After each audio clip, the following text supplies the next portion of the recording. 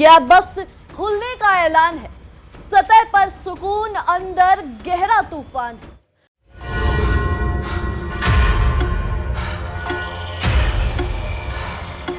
तेल की ये राह अब ताकत की पहचान है। हर बयान में छुपा एक नया इम्तिहान है।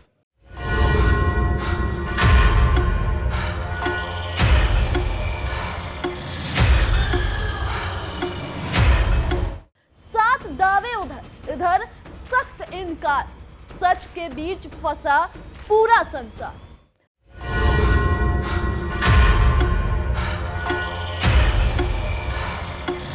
नमस्कार, मैं नंदिनी सिंह और आप देख रहे हैं इंडिया डेली का खास शो विश्व युद्ध।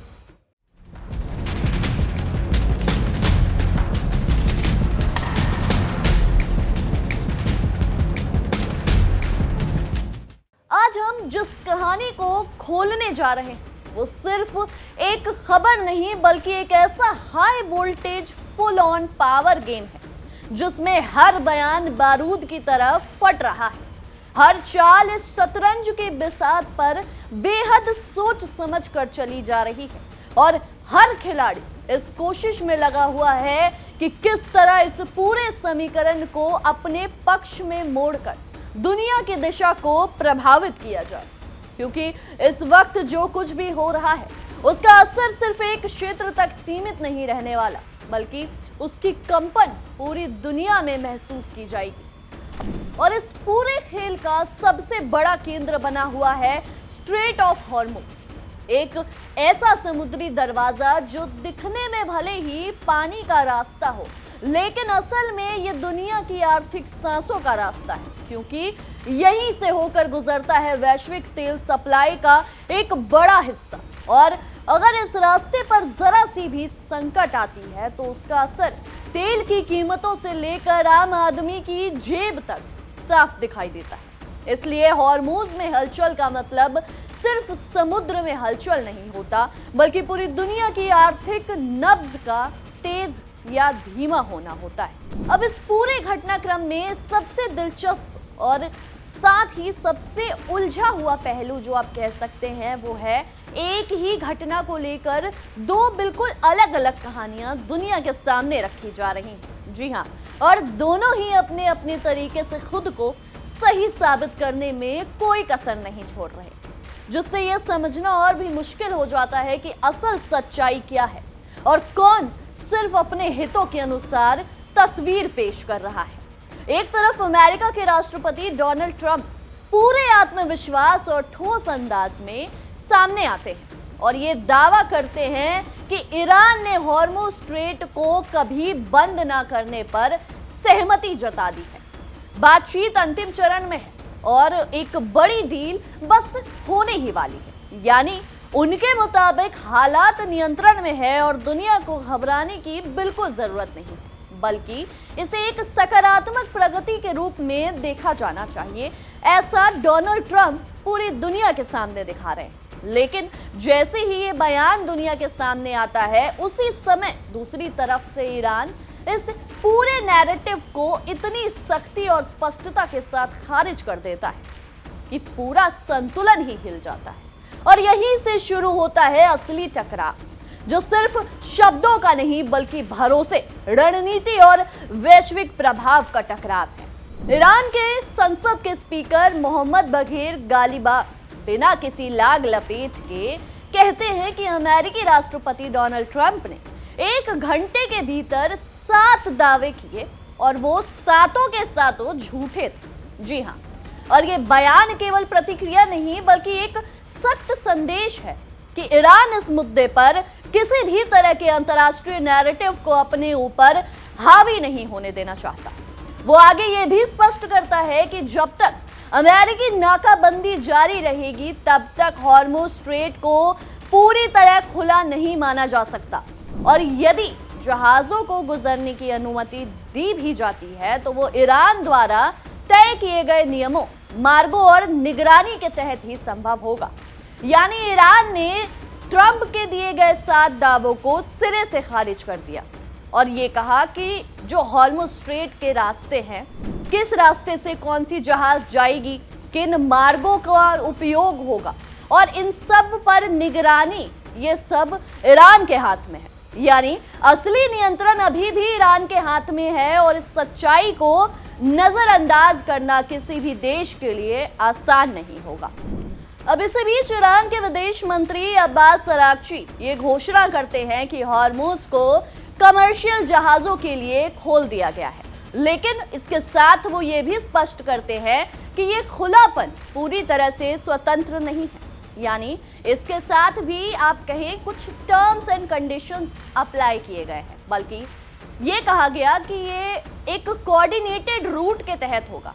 यानी आपको बताया जहाजों को एक तय और सीमित मार्ग से ही गुजरना होगा जो पूरी तरह से नियंत्रित और निगरानी में रहेगा, जिससे ये साफ हो जाता है कि ये कोई सामान्य स्थिति नहीं बल्कि एक नियंत्रित व्यवस्था है। इस मुद्दे पर देखिए हमारे सहयोगी विवेक शांडिल्य के खास शो वर्ल्ड राउंड की ये खास पेशकश।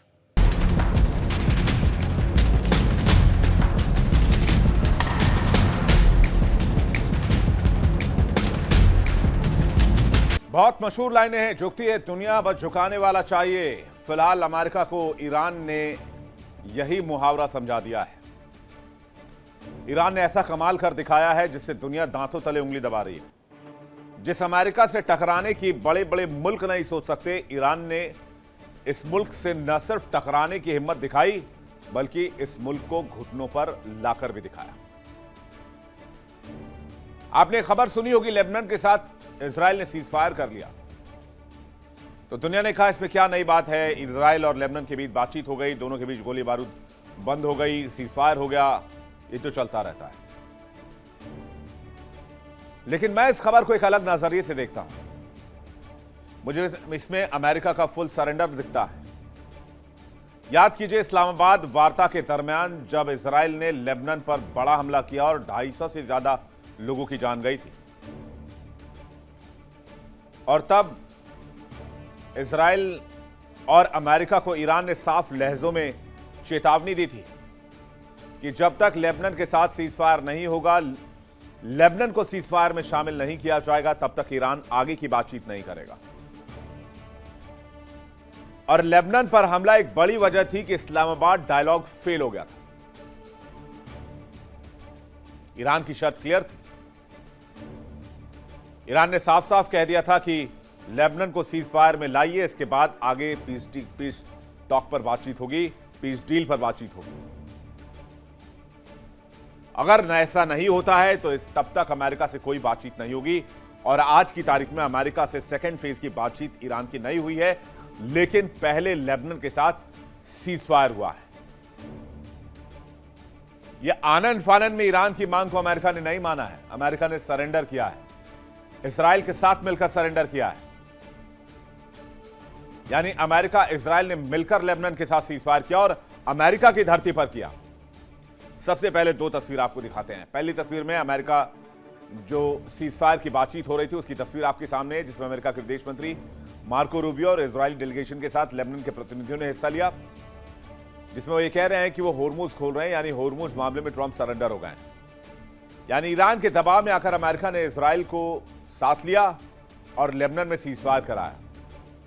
उधर चीन के दबाव में आकर होर्मुज की घेरेबंदी करने वाले ट्रंप ने हाथ खड़े कर दिए और दोनों फ्रंट पर ट्रंप सरेंडर हो गए। खबरों में आगे बढ़ते हैं, आपको लेबनान लिए चलते हैं। लेबनान में जब जैसे ही सीजफायर की घोषणा हुई, हिजबुल्लाह के लड़ाके सड़क पर उतर आए। गोलियों की गड़गड़ाहट से पूरा इलाका गूंज गया। सीजफायर को लेकर एक तरह से लोग खुशी का इजहार कर रहे थे। लेबनान के अंदर खुलेआम सड़कों पर फायरिंग की गई और सीजफायर को लेकर खुशी का इजहार किया गया। अमेरिकी राष्ट्रपति ट्रंप ने कहा है कि इजराइल और लेबनान 10 दिन के सीजफायर पर राजी हो गए हैं। ये युद्ध विराम लागू हो चुका है। ट्रंप ने पोस्ट कर बताया कि लेबनान के राष्ट्रपति जोसेफ ऑन और इजराइल के पीएम बेंजामिन नेतन्याहू के बीच बातचीत हुई, जिसके बाद सीजफायर के समझौते पर दस्तखत हुआ। वॉशिंगटन में दोनों देशों के बीच 34 साल बाद पहली बार सीधी बातचीत हुई, जिसमें अमेरिकी विदेश मंत्री मार्को रूबियो भी शामिल हुए। इसके बाद डोनाल्ड ट्रंप ने क्या बयान दिया, आपको सुनाते हैं। We're going to be meeting with Bibi Netanyahu, as you know, and the president of Lebanon. and I had a great talk with both of them today. They're going to be having a ceasefire, and that'll include Hezbollah. We're going to be meeting with Bibi Netanyahu, as you know, and the president of Lebanon. And I had a great talk with both of them today. They're going to be having a ceasefire, and that'll include Hezbollah. Donald Trump ने यह भी कहा कि उपराष्ट्रपति JD Vance, विदेश मंत्री Marco Rubio और joint chief chairman general Dan Caine को निर्देश दिए हैं कि वो दोनों देशों के साथ मिलकर स्थायी शांति सुनिश्चित करने की दिशा में काम करें। लेकिन ये तो ट्रंप की दिखावे वाली बात है। असल में क्या हुआ है? लेबनान को साथ लाने की शर्त ईरान ने रखी थी। अमेरिका और इजराइल डे वन से नहीं चाहते थे कि लेबनान के साथ किसी तरह की बातचीत हो या लेबनान के साथ सीजफायर हो। ईरान ने कह दिया होर्मुज तभी खुलेगा और सीजफायर पर बातचीत तभी होगी, युद्ध रुकने पर तभी बातचीत होगी जब लेबनान साथ आएगा। इसलिए अमेरिका और इजराइल मिलकर यह सुनिश्चित करें कि सीजफायर के दायरे में लेबनान भी होना चाहिए। इस चुनौती के बाद, इस धमकी के बाद अमेरिका और इजराइल को अकल आई और उसके बाद 10 दिनों के युद्ध विराम का ऐलान किया गया। ट्रंप ने खुद सीजफायर का ऐलान किया, वरना डोनाल्ड ट्रंप को लेबनान से क्या लेना देना है। देर रात 2:30 बजे अचानक से युद्ध विराम की घोषणा करनी पड़ी।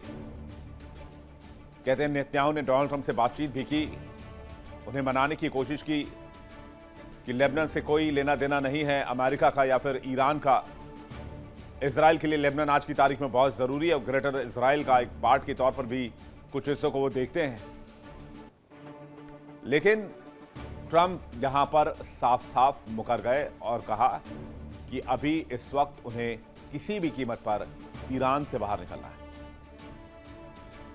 लेकिन कहानी क्या बताई जा रही है? कहानी में डोनाल्ड ट्रंप खुद को हीरो बता रहे हैं, शांति दूत बता रहे हैं।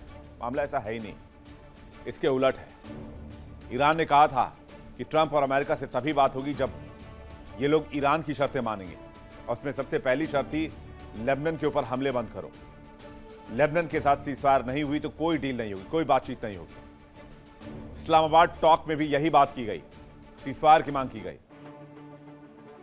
ईरान के साथ सीजफायर अमेरिका का जो है 22 अप्रैल को खत्म हो जाएगा, उधर लेबनान सीजफायर 26 अप्रैल को खत्म हो जाएगा।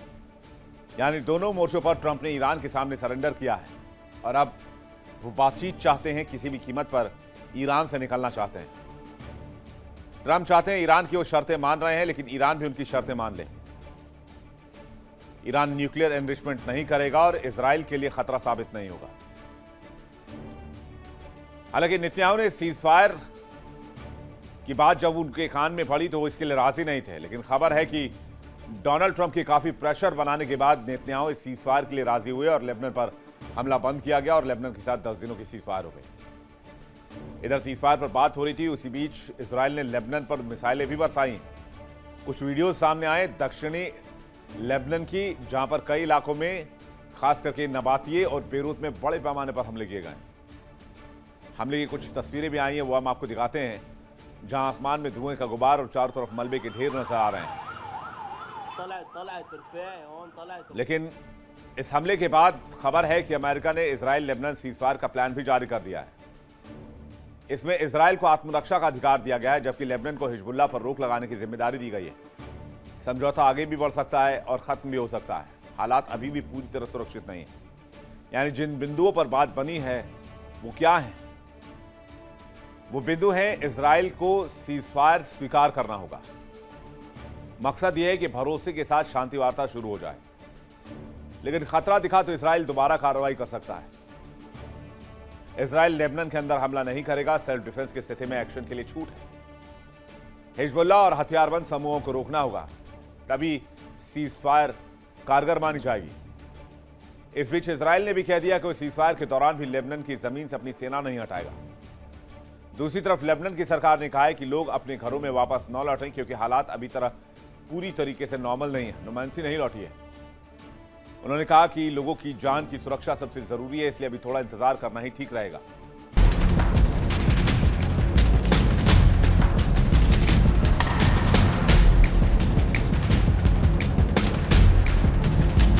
अब इस पूरे परिदृश्य में अमेरिका का रुख भी उतना ही दिलचस्प है, क्योंकि डोनाल्ड ट्रंप एक तरफ ईरान को धन्यवाद देते हैं तो दूसरी तरफ ये भी कहते हैं कि ईरानी बंदरगाहों की नौसैनिक नाकाबंदी तब तक जारी रहेगी जब तक कोई ठोस और व्यापक शांति समझौता नहीं हो जाता।